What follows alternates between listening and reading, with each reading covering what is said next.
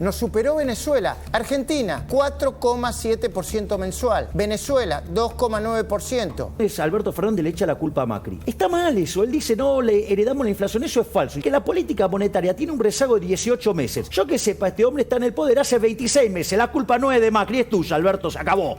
Sí, bueno, por eso dijo lo de la guerra que empieza el viernes. Claro. Lo gastaron los dirigentes políticos, aún los más serios. Ricardo López Murphy le puso en Twitter, el viernes empieza la guerra contra la inflación, ¿a qué hora? ¿Y qué es lo que va a decir Milei? Dentro de un ratito lo vamos a comprobar porque está Milei acá. Pero ¿qué me decías, Débora? Sí, no. Y además, por si esto fuera poco, bueno, Milei ya lo había anticipado, ya somos los campeones en Latinoamérica de la inflación. Así ya, es.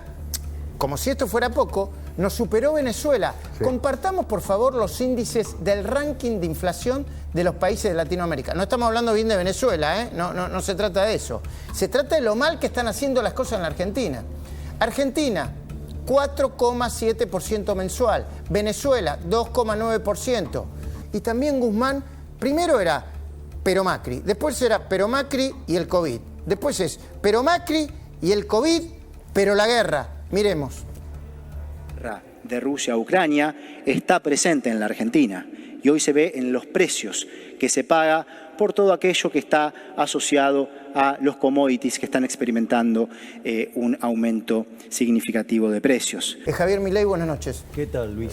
Saludo a toda la mesa y empezamos. Claudio Yaglín, buenas noches. Buenas noches, Luis. Laura Di Marco, buenas noches. Muchas Luis, cosas para decir, después nos metemos directamente en cada uno de los temas. Tato, buenas noches. Querido. Florencia Donovan, buenas noches. De Angeli, muchas gracias por venir. Bueno, por favor, buenas noches a todos. Lo primero que tenés para decir después de esto que venimos conversando, Javier. Bueno, lo primero que vos lo mencionaste muy bien es el problema de la aceleración inflacionaria. Si vos tomás los últimos 12 meses, la inflación es 53% anual. Si tomás el bimestre y lo anualizás, estás en 65%. Y si tomás el último dato y lo anualizás, estás en 75%. ¿Qué quiere decir esto? Que la inflación viene en ascenso. No solo eso, hay otro tema muy importante que vos señalaste muy bien. El impacto que tiene adelantándose los alimentos. Para tener una idea, 7,5% de inflación en un mes es equivalente a un 138 anual. Y acá es donde... Perdón, estás citando la inflación de los alimentos de febrero. Exactamente, 7,5. Eso, elevado a la 12, ¿no? Digamos, el 1,075 elevado a la 12 te da la inflación anualizada es 138%.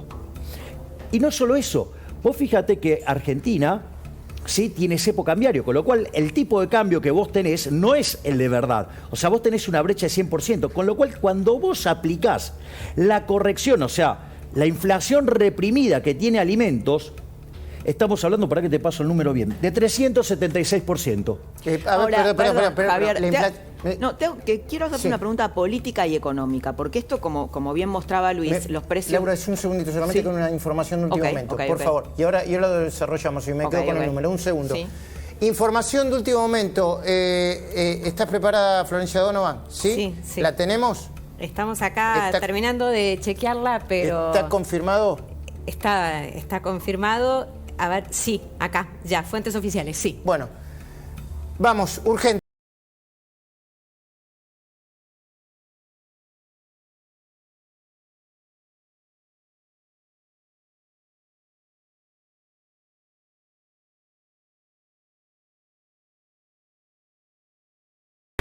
Ahora sí, la Secretaría de Comercio intima a los frigoríficos que se salieron del plan de cortes cuidados a aplicarles la ley de abastecimiento. Comunicado acaba de salir, es una resolución que lleva la firma del secretario Roberto Feletti. Acá lo estamos viendo primero en La Nación y dice, me dijo ustedes, conforme a lo que me informaron los supermercados, básicamente sobre lo que está sucediendo con el programa Cortes Cuidados. Bueno, y acá dice, atento a que dicha decisión unilateral, o sea, la de retirarse de este programa de cortes cuidados, intempestiva e irrazonable, implica incurrir en las conductas previstas en el artículo 4 de la ley 20.680, acarreando un impacto grave sobre el anormal abastecimiento de los cortes de carne referidos. Bueno, acá dice... oportunamente bajo apercibimiento de aplicar las medidas pertinentes contempladas en dicho cuerpo normativo. Se está acelerando no solamente la inflación, sino también el enrarecimiento del clima político. ¿Me dejas que te diga un dato de hoy? Por favor, tarde, un dato de la tarde. Pregunté en la Casa Rosada, ¿hay alguna medida anunciable el viernes, cuando anuncien todas estas, de reducción de gasto? Aunque sea simbólico. No hay nada. Digo, pero ¿no les parece que está la sociedad esperando que le digan esto? Bueno, puede ser, lo vamos a analizar. Hoy, a las 6 de la tarde, no, la verdad que no se nos ocurrió. La Subsecretaría de Resiliencia lanzaron. Pero volvamos a la economía. Sí, quiero preguntarle algo, Javier. ¿El número 374 qué? Y claro, ahora le preguntas. Cuando vos corregís por la brecha cambiaria, porque el tipo de cambio el oficial no es el de verdad, ahí tenés ese número de inflación. Y quiero ligarlo con esto que acabas de decir. Ahora, grave. Es muy grave en dos líneas. Primer punto, hay un libro que se llama 4.000 años de control de precios de salarios, cómo no combatir la inflación. O sea, la metodología que aplican acá nunca funciona. Que es un país que nunca funcionó en Argentina, salvo la convertibilidad, siempre tuvo inflación, ¿sí? Y cuando no tuvo inflación no tenía controles de precio. Pero no solo eso, es mucho más grave la aplicación de la ley de desabastecimiento. Y voy a explicar por qué. Porque implica un avance sobre la propiedad privada. Entonces, ¿qué es lo que pasa? El sistema de precios funciona en base a la propiedad privada. Yo te vendo mis anteojos, vos me das dinero, eso es un mecanismo de transmisión de información, coordinación y ajuste. Ahora, ¿qué es lo que pasa? Si vos te metés con la propiedad privada, rompiste la señal. Entonces, genera dos efectos, más presión en los precios y caída de cantidades, al margen de lo que implica en términos de libertades que te están avasallando la propiedad privada. Por lo tanto, digamos, este gobierno está escalando en la locura. Es decir, desempolvar la ley de abastecimiento, esto es una aberración. Laura. Bien, bueno, recién mostraba, te decía Luis, el precio de los alimentos, la estampida de los precios de los alimentos que impactan sobre sectores vulnerables. Es decir, es muy probable que aumente la pobreza. Que van a aumentar los pobres y los indigentes. Bueno, van a aumentar pobres e indigentes y por lo tanto se va a profundizar un modelo pobrista. Este modelo pobrista, finalmente en 2 años, ¿no va a beneficiar a los votantes del kirchnerismo, que son su público? No, esto no puede beneficiar a nadie. No. Bueno, no. Lo que quiero decirte, esto va a aumentar la pobreza y entre los más vulnerables son los votantes de Cristina, consolidando un modelo pobrista. A ver, lo que yo veo es que los están hundiendo cada vez más. O sea, nadie puede, digamos, querer... Yo creo que cada vez van a haber menos votantes de Alberto y de Cristina también. Pero bueno, yo no soy... Bueno, mira, te voy a dar un ejemplo. Bueno, vuelven al pasado, cosa que ya fracasaron. Cuando interviene el Estado, no te olvides que en el 2012 tuvimos la peor cosecha de trigo, que creo que tuvimos que importar, y yo estoy seguro que importamos harina del Uruguay, un país granero del mundo. Pero bueno, se perdieron esos papeles. Va a pasar con todo. Mira, estaba el kilo de leche en polvo me está diciendo 900 pesos. 745. Son 30 litros de leche fluida a que le pagan al tambero. El tambero es de los 30 y pico pesos. Quiere decir, son 30 litros por un kilo de leche en polvo. ¿Dónde está? Está en la carga de inflación que tiene, la carga de impuestos que tienen. Sí. A ver, mira, si nosotros, todos los productores, decimos, bueno, le vamos a regalar al Estado Nacional los 7 millones de toneladas de trigo para que hagan, no baja. ¿Sabes cuánto bajaría el pan? ¿Cuánto? Menos del 10%. Esta es la locura. Sí. No es que aumentan los precios, se deprecia más la moneda. Y además todo es miles, ¿no? Y la carga impositiva que además tiene. hay faltante, Luis, porque ese es el otro problema. Claro. Lo que empieza a haber es faltante, entre otros el de la harina. ¿Qué va a pasar si además ahora avanzás con este supuesto fideicomiso sobre el trigo y la harina para poder sostener esto? Bueno, lo más probable es que vuelvas a tener más faltante. ¿Y cómo vas a controlar, que los vamos panaderos cumplan con el precio comprometido de pan? Bueno, ¿qué le van a meter? ¿Una ley de abastecimiento? ¿A los panaderos? Pero está perfecto lo que señalaba Luisa. Acá hay dos líneas de análisis. Una, digamos, la que plantea Alfredo, sí, que es correcta. Vos fíjate esto. Argentina produce alimentos para 400 millones de seres humanos. La presión fiscal en el campo es 60%. Quiere decir que el Estado se te queda con el alimento de 240 millones de seres humanos y tenés 5 millones de personas que no le alcanza para comer en Argentina. Primer punto, carga fiscal. Ni hablemos de la guerra, ¿no? Ni hablemos de la aparte. Ya digamos, esos niveles de... Yo sinceramente voy a perder la forma, pero esos niveles de estupidez son inaceptables para un presidente. O sea, verdaderamente es un desubicado, digamos, frente a ese horror, digamos, hacer... Esa analogía es una locura. Y lo otro es lo que vos señalás, Luis, que tiene que ver con la pérdida de poder adquisitivo del dinero. Es decir, el gobierno viene emitiendo a mansalva. Cuando se le avisaba de esto, decían, ven, la inflación viene bajando. Se benefició de dos cosas, digamos, básicamente para que no tuviera inflación cuando arrancó a emitir a lo loco. Uno era el trabajo que había hecho antes Guido Salderis en el Banco Central, que había metido un apretón monetario tremendo. Y se estaban empezando a ver los efectos de la baja de la inflación, que sumado a los efectos de la pandemia te permitió ver números más bajos. Ahora, ¿cuál es? En especial en un contexto donde se te había caído la demanda de dinero, que no es menor. Ahora, lo digo porque todos los procesos hiperinflacionarios arrancan con una caída en la demanda de dinero. Y el otro elemento que también es muy importante y que nunca lo menciono, por ejemplo, en una de las declaraciones Alberto Fernández le echa la culpa a Macri. Está mal eso, él dice, no, le heredamos la inflación, eso es falso. Y yo voy a explicar por qué. Porque la política monetaria tiene un rezago de 18 meses. Yo que sepa, este hombre está en el poder hace 26 meses. La culpa no es de Macri, es tuya, Alberto, se acabó.